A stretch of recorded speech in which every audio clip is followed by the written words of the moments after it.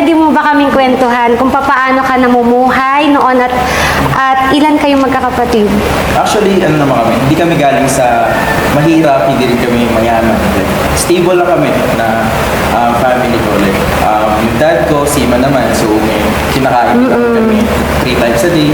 So that time lang na nawalan din siya ng work, nagkaroon din kami ng mga problem kasi halos lahat naman or most of us na nagkakaroon naman din ng mga problem na nawawalan ng trabaho, then kayo naman kung paano ko pag-aaralin. So dumating din kami sa point na naghirap din kami. Like, ng mom ko, until now, like, sobrang grateful ako kasi parang naitawid namin that time. So, yung mga kapatid ko na kami na nagpapaaral dahil nga sa pag-affiliate ko, dahil napapakain din namin sila ng 3 beses sa isang araw, gano'n. And kung anong gusto nila mabili, nabibili namin ngayon dahil sa pag-affiliate lang yun.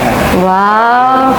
Sa pagiging affiliate na minsan hindi nila nakikita as opportunity pero napakalaking opportunity pala ang ganitong pag-affiliate and pag pinasok mo yung ganitong industry. So, kanina nabanggit mo, seaman yung tatay mo, no?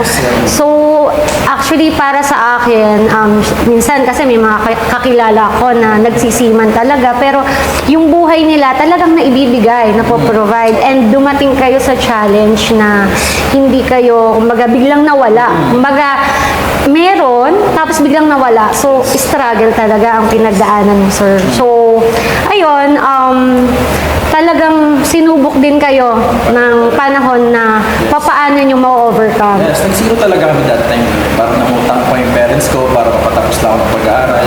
So yun, sa pati yung mga kuya ko, kasi 4 kami that time. Yung kuya ko, then pangalawa ko sa panganay. So, yung kuya ko that time is nagtatrabaho naman, pero hindi niya pa rin kaya na sustainan kami magkakapatid. So, kailangan din namin gumawa ng yung mom ko gumagawa rin ng paraan. Kasi ako nag-aaral din ako.